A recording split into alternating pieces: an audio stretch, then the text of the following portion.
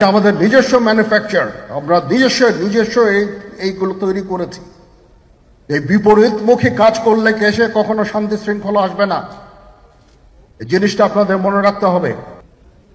আমরা দেশে একটা ফ্রি ফেয়ার অ্যান্ড ইনক্লুসিভ একটা ইলেকশনের জন্য দিকে ধাবিত হচ্ছে।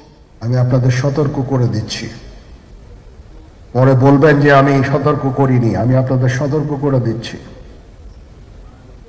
আপনারা যদি নিজেদের মধ্যে ভেদাভেদ ভুলে একসাথে কাজ না করতে পারেন, নিজেরা যদি কাদা ছোড়াছুড়ি করেন, মারামারি কাটাকাটি করেন, এই দেশ এবং জাতির স্বাধীনতা সার্বভৌমত্ব বিপন্ন হবে। আমি আজকে বলে দিলাম, নাইলে আপনারা বলবেন যে আমি আপনাদের সতর্ক করিনি। আমি সতর্ক করে দিচ্ছি আপনাদের।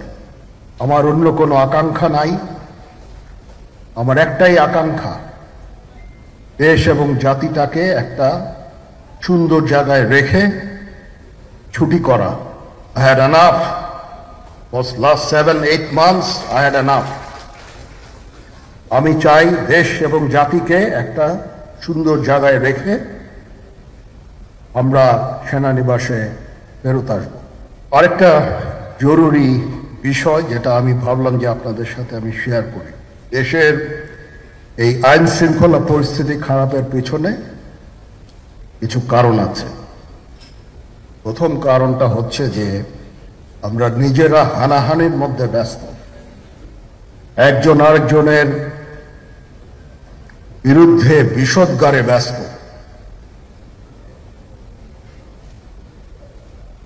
এটা একটা চমৎকার সুযোগ অপরাধীদের জন্য।